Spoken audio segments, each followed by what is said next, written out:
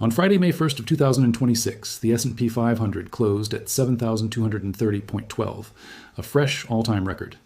The Nasdaq Composite closed at 25,114, also a record. The Dow finished down 152 points, the one minor blemish on what the financial media celebrated as an extraordinary week. The S&P 500 and Nasdaq had just posted their strongest monthly performance since 2020.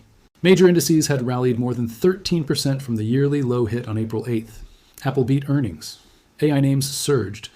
Warren Buffett's Berkshire Hathaway annual meeting was in full swing in Omaha, drawing tens of thousands of investors in a mood of celebration. Oil fell on reports that Iran had sent an updated peace proposal to the United States through Pakistani mediators. And the VX, the fear gauge, closed at its lowest level since the Iran war began in late February. Maximum optimism, maximum complacency. The market had never been higher. The fear had never been lower since the war started.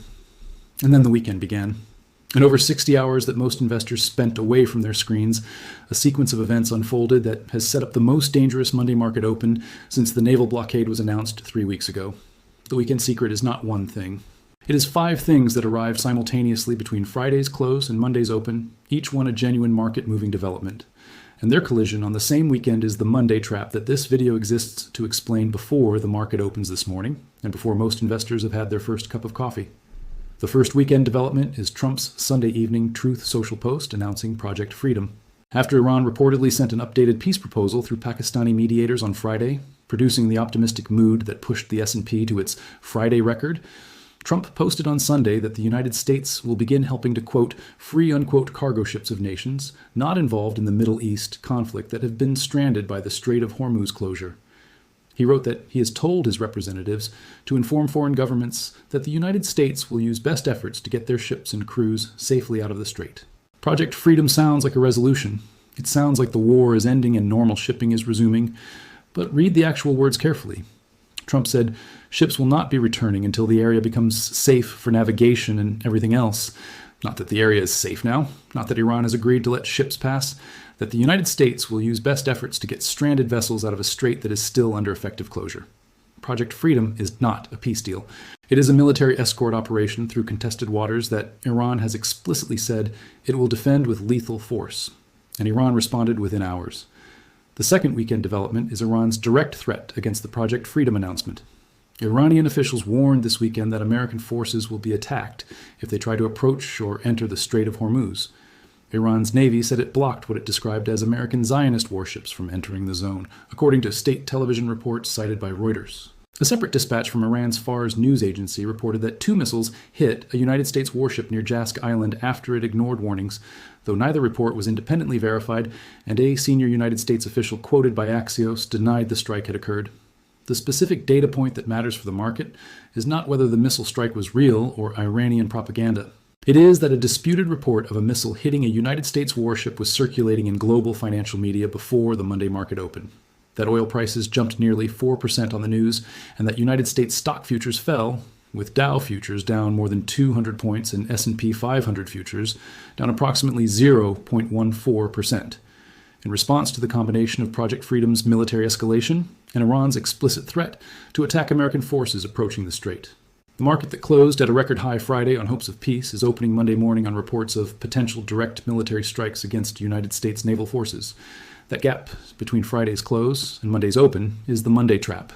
The third weekend development is the specific jobs data that was released Friday morning, but whose full implications the market has only had the weekend to process. The April jobs report showed the United States economy added 177,000 jobs in April, beating the consensus estimate of 133,000. Unemployment held at 4.2%. The headline numbers were strong enough to fuel the Friday rally that pushed the S&P to its new record. But 2 layers beneath the headline, the jobs data contains a specific signal that the 3 hawkish Federal Reserve dissenters who voted against the easing bias at Wednesday's FOMC meeting will use to argue that their position is validated. A strong jobs number in an environment where the ISM Manufacturing Prices Index has jumped 25.6 points in the last 3 months, to its highest level since April of 2022, where oil is at $105 per barrel as of this Monday morning, and where the Federal Reserve has just signaled in its most divided meeting since October of 1992 that a rate hike is as likely as a cut, does not give the incoming Warsh-led Fed the political cover to cut rates at its June meeting. Strong jobs plus spiking input prices plus oil above 100 plus 3 hawkish dissenters equals no rate cuts and possibly a rate hike. The market at 7,230, which recovered in large part on the expectation that Warsh would deliver rate cuts, is priced for a world where those cuts are coming. The jobs data that the market celebrated Friday morning is the data that closes the door on those cuts for the foreseeable future. The fourth weekend development is the Chicago PMI contraction, which was buried in the Friday data flow, but which contains the most alarming single indicator in this week's data calendar. The Chicago Purchasing Managers Index fell 3.6 points in April from the prior month to 49.2, below the 54.8 that economists expected. Any reading below 50 represents economic contraction. This was the first contraction reading of 2026 for the Chicago PMI. Simultaneously, the ISM Manufacturing Prices Index registered 84.6 in April, the highest level since April of 2022, up 6.3 points in a single month. Together, these two data points describe the precise stagflationary combination that the Federal Reserve and every economist in America is most afraid of. A manufacturing economy contracting for the first time this year, simultaneously with input prices at their highest level in 4 years. A contracting economy with rising prices is the scenario in which cutting rates to support growth makes inflation worse, and holding rates to fight inflation makes the contraction worse. It is the policy trap that Jerome Powell described at Harvard in March, when he said the stagflation scenario would be a challenging one in which the Fed's dual mandate goals are in tension. The Friday market closed at a record high on strong jobs and peace hopes. The Friday data also contained the first Chicago PMI contraction of the year and the hottest manufacturing prices since 2022. The market processed the optimistic data and ignored the alarming data. Monday morning, the alarming data does not go away. The fifth weekend development is Warren Buffett's Saturday remarks at the Berkshire Hathaway annual meeting, which contain the most underreported signal of the entire weekend. Every financial outlet covered Buffett's announcement that he will step down as CEO of Berkshire Hathaway by the end of 2026, handing the role to Greg Abel. That is the headline. But what Buffett said in his remarks about the current economic and geopolitical environment has received a fraction of the attention. Buffett is the investor who famously said, "Be fearful when others are greedy, and greedy when others are fearful." He said the business world will face more surprises this year. He said Berkshire is not immune to what goes on in the world. And the investment posture that Berkshire has maintained through the current environment, sitting on approximately $347 billion in cash and treasury bills as of its most recent quarterly report, is the institutional version of what this channel has been documenting across the entire series of videos. The most informed long-term investor in American history is not deploying capital at record market highs. He is hoarding the most liquid possible assets at the precise moment when the public market is celebrating. The Buffett indicator, which measures total market capitalization as a percentage of GDP and which Buffett himself identified as perhaps the best single measure of where valuations stand at any given moment, currently stands at approximately 220%, more than double the historical average. Buffett is sitting on $347 billion in cash. The market is at its highest level in history. These two facts are not unrelated. If you are watching this video and understanding for the first time the specific collision of events that happened over 60 hours between Friday's record market close and this Monday morning open, subscribe right now. Hit the notification bell. Because the historical record of what happens to markets when they reach record highs on complacency at the moment that maximum risk is assembling in the background is the pattern this channel has documented in its most complete and current form in this video. The first historical proof is the specific Monday trap pattern from April 7th of 2026, just 3 weeks ago, which this channel documented in its Monday wipeout and blockade blueprint analyses. Friday, April 4th, saw markets close with the VIX elevated but stabilizing, and peace talk hopes giving traders some optimism that the Iran conflict might resolve quickly. Over that weekend, the peace talks in Islamabad collapsed completely after 21 hours. Trump announced the naval blockade via Truth Social on Sunday. Monday, April 14th, stock futures fell sharply, oil jumped more than 8%, and the market opened in a state of shock. The investors who had positioned for a Friday, close calm weekend discovered on Monday morning that the most significant military escalation of the Iran war had occurred while they were away from their screens. The gap between Friday's mood and Monday's reality is the structural definition of the Monday trap. Last weekend produced the naval blockade that sent futures down more than 1% at the open. This weekend has produced Project Freedom plus Iranian missile threat reports plus oil at $105 plus a Chicago PMI contraction plus Buffett's cash posture. Each component is individually smaller than the naval blockade announcement. Their combination is not, check, verified, undeniable. The second historical proof is the pattern of weekend geopolitical escalations, producing Monday market gap opens throughout the Iran war cycle. The S&P 500 hit its April 8th low of 4,982 precisely because a series of weekend developments in late March and early April produced successive Monday gap down opens that compounded the initial shock of the war's outbreak. The market's recovery from 4,982 to the current record above 7,200 has been remarkable and has been documented across this channel's analysis as technically unprecedented in its speed, with only one down day in 10 sessions and the third consecutive weekly advance of 3% or more for the first time since 1982. Markets that rally with that kind of technical momentum can reverse with equal violence. When the catalyst that drove the rally, peace hopes and ceasefire optimism, is challenged by weekend developments that reintroduce the risk premium the rally had priced away. The Monday trap works precisely because the rally removed fear from the market at the same moment the weekend developments were reintroducing the underlying risk. Check. Verified. Undeniable. The third historical proof is the ISM Prices Index as a leading indicator of Federal Reserve hawkishness. The April reading of 84.6 for the ISM Manufacturing Prices Index is the highest since April of 2022. In April of 2022, the Federal Reserve had just begun its rate hiking cycle, and the ISM prices reading at that level was the signal that confirmed the Fed needed to be significantly more aggressive than the market had priced. The Federal Reserve subsequently raised rates from near 0 to 5.25% over 14 months, producing the most severe equity market bear market since 2008 to 2009, with the S&P 500 falling 25% and the Nasdaq falling over 35%. The current ISM prices reading of 84.6 in an environment where the Fed is already at 3.5 to 3.75% with 3 hawkish dissenters at its most recent meeting is the leading indicator that the inflationary pressure from the oil shock is not abating and is instead intensifying through the manufacturing supply chain in exactly the way the Federal Reserve's 3 hawkish dissenters warned about when they voted against the easing bias. Check. Verified. Undeniable. Now let us apply the full framework of the Monday trap to the specific market mechanics of this morning's open, because the collision of Friday's record high with this weekend's developments creates a specific technical and fundamental vulnerability that is quantifiable. The technical vulnerability is the overbought condition documented by multiple independent analyses of the current market structure. The S&P 500's RSI, the relative strength index which measures the speed and magnitude of price movements, reached its highest momentum reading since September 2025 at last week's close. The index has rallied more than 13% in 10 trading sessions. The third consecutive weekly advance of 3% or more has not occurred since 1982. These technical readings do not predict that the market will fall.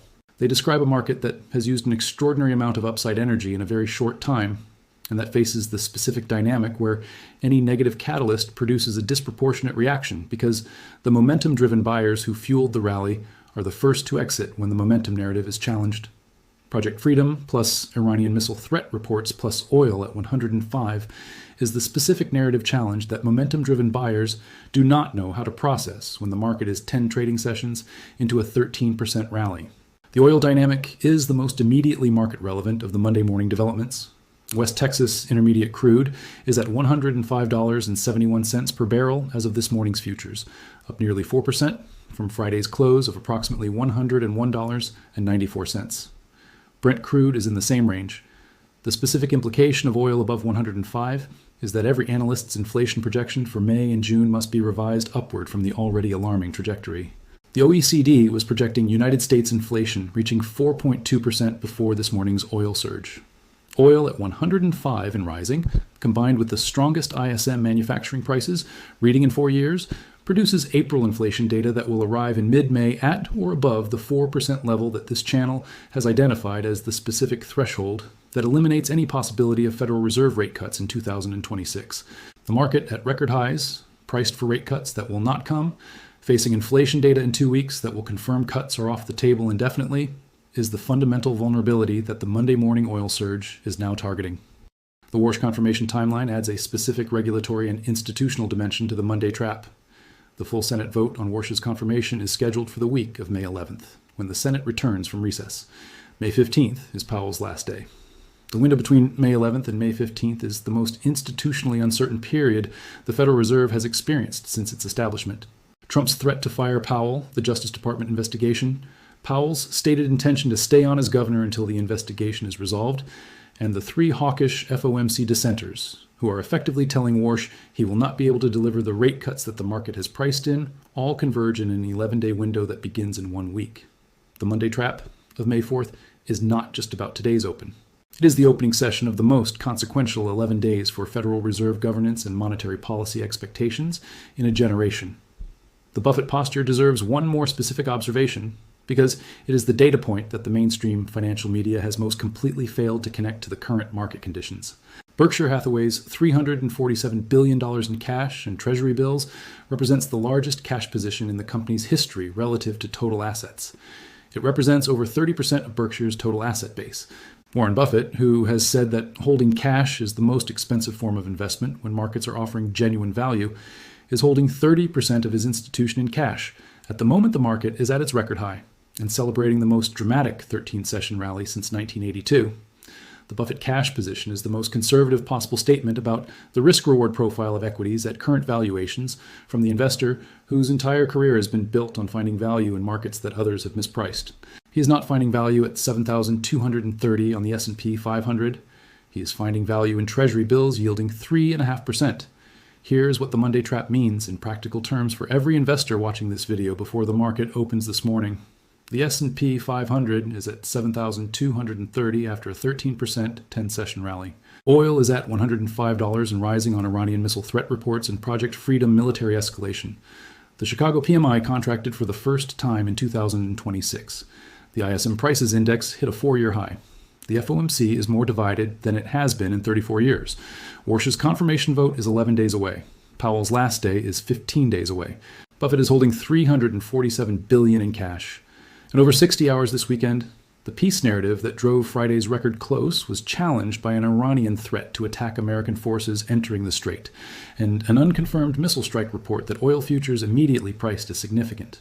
The market at maximum complacency, measured by the VIX closing at its lowest level since the war began on Friday, is facing maximum risk from the convergence of all the factors this channel has documented across its entire analysis of the current crisis. The Monday trap is the gap between what the market priced on Friday and what reality delivered over the weekend. That gap is always the moment of maximum danger and maximum opportunity simultaneously. The investors who understand what assembled over the 60 hours since Friday's close are the ones who can make deliberate positioning decisions before the market's first print this morning. The investors who come to their screens after the market opens, reading the weekend developments for the first time as futures are already moving, are the ones who react instead of act. Subscribe to this channel. Share this video.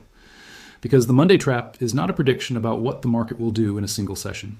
It is a description of the specific convergence of 5 weekend developments that arrived simultaneously at the moment of maximum market complacency, at record valuations, after the fastest 13-session rally in 44 years. The trap is set. The market is walking toward it. And the only difference between the investors who avoid it and the investors who fall in is whether they understood, before the open, what assembled in the 60 hours that the market was not watching. Let me give you the analytical depth that makes the Monday trap more than a dramatic headline. Because the 5 weekend developments this video has documented do not operate as 5 separate risks. They operate as a system. And understanding the system is what allows an investor to assess the true magnitude of Monday morning's risk rather than processing each development in isolation and concluding that no single piece of news is catastrophic. The system works like this. Project Freedom, Trump's announcement that the United States military will guide stranded ships through the Strait of Hormuz starting Monday, is simultaneously a peace signal and an escalation signal. As a peace signal, it suggests that the United States is prioritizing the resumption of global shipping over continued confrontation with Iran, which oil markets initially processed as positive. But as an escalation signal, it means United States naval forces are physically entering a contested maritime zone that Iran has repeatedly said it will defend with lethal force, including with the missile threat that was issued this weekend. The peace signal drove Friday's rally.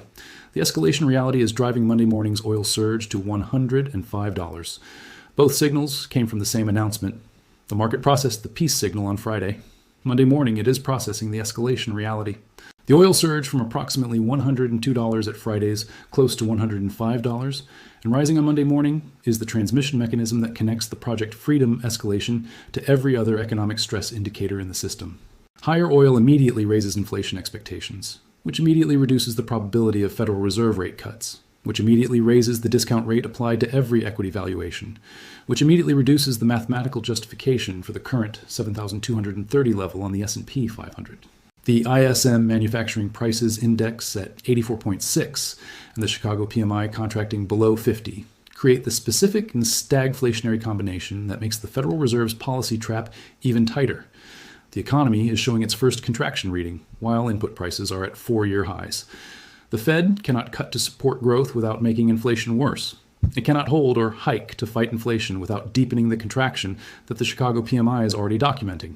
Every percentage point that oil rises above 105 adds approximately 0.4 percentage points to United States consumer price inflation over the following 12 months, according to historical pass-through rates. Oil at 105 rather than 102 adds approximately 1.2 additional percentage points of annual inflation. That number, arriving on top of the already alarming ISM prices reading and the OECD's 4.2% inflation projection, is the specific arithmetic that makes rate cuts in 2026 mathematically impossible. The Buffett posture adds the final layer of the system analysis. $347 billion in cash and Treasury bills is not simply a conservative allocation. It is the most specific possible institutional statement about the risk-reward profile of equities at current levels from the investor who has built his career on knowing the difference between a temporary setback and a genuine repricing opportunity. Buffett bought aggressively in 2008 at the depths of the financial crisis. He bought aggressively during the COVID crash of March 2020. He has not bought aggressively in the current Iran war sell-off to the April 8th low of 4,982. And he is not deploying cash into the rally that has brought the market back to record highs above 7,200. The $347 billion in cash is not a mistake. It is a considered institutional judgment from the most patient and most successful long-term investor in American history that the current valuation of the equity market does not represent sufficient reward relative to the risk of holding it. That judgment, expressed in $347 billion of Treasury bills, is the single most powerful validation of this channel's analysis of the current market's risk-reward profile. The specific week ahead adds 4 additional catalysts to the Monday Open's already complex risk environment. On Monday, May 4th, Palantir Technologies reports earnings after the market close. Palantir trades at approximately $143, with a steep premium valuation that analysts have described as carrying expectations so high that even a small miss can trigger a sharp sell-off. Palantir's earnings are specifically sensitive to enterprise AI spending and government contract growth, both of which face headwinds from the current economic uncertainty and the federal budget pressures this channel documented in its Rome prediction analysis. On Tuesday, May 5th, Advanced Micro Devices reports after the close. AMD has rallied 88% since early March before pulling back, and the market wants to see MI300X traction and Taiwan's semiconductor capacity allocation. If AI semiconductor demand shows any cracks in the earnings, the technology sector that has driven the entire recovery from the war lows faces a specific valuation challenge at the precise moment when the macroeconomic data is most unfavorable. On Wednesday, May 6th, Walt Disney reports, providing the consumer spending data that will be the clearest signal yet of whether the American consumer is absorbing the oil-driven inflation shock or beginning to pull back discretionary spending. And on Friday, May 8th, the monthly jobs report provides the second consecutive employment reading in the context of the new hawkish Federal Reserve regime. The interaction between the earnings calendar and the weekend developments creates the specific Monday trap dynamic in its most complete form. Palantir reports Monday evening into a market that opened Monday morning with oil at 105, an Iranian missile threat to United States naval forces, and the VIX jumping 6.77% from its Friday close. If Palantir's earnings disappoint, the combination of a macro risk-off environment from the weekend developments and a micro-earnings miss from the AI sector's most expensively valued growth stock creates the specific double shock that can produce disproportionate market reactions in momentum-driven markets. The same zero DTE options dynamics that produced the April rally through gamma squeeze mechanics on the upside can produce an equally violent downside move when both the macro catalyst, oil and Iran escalation, and the micro catalyst, AI earnings, are simultaneously negative.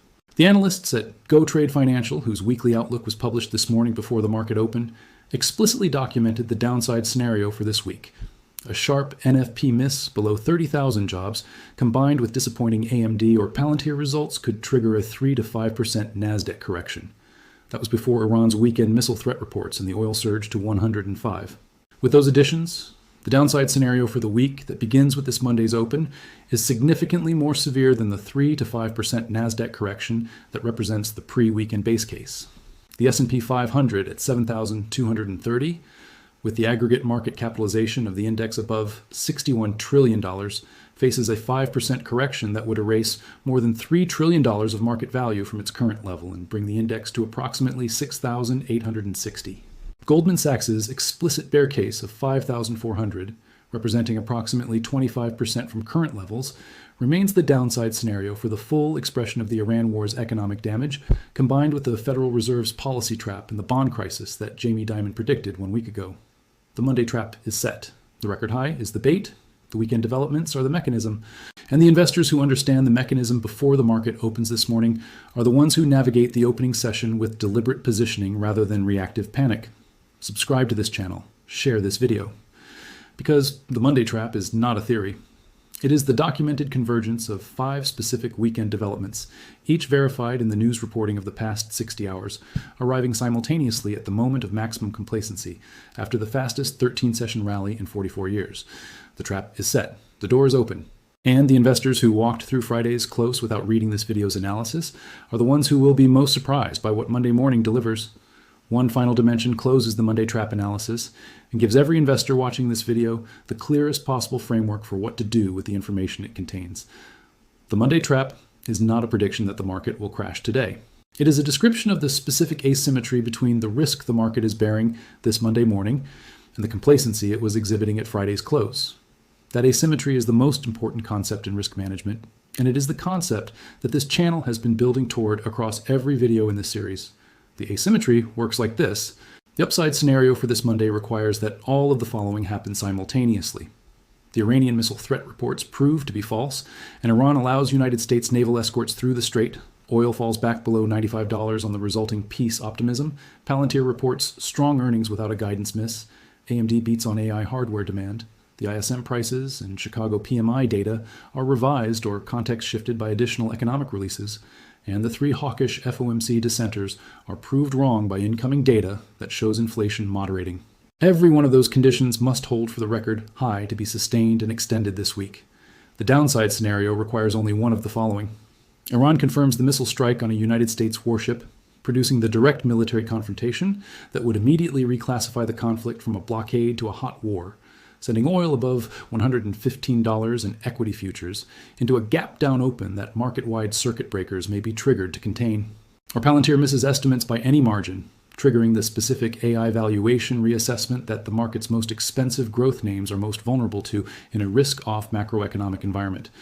Or the ISM services data released Tuesday confirms the stagflation signal of the manufacturing data, producing back-to-back readings of the specific combination that the Federal Reserve's hawkish dissenters cited as justification for removing the easing bias. The downside requires one. The upside requires all.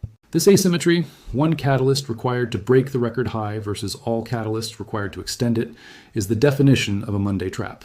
The record high is the bait because it creates the FOMO dynamics that bring retail investors into a market at maximum technical extension, maximum fundamental overvaluation, and maximum geopolitical risk exposure simultaneously.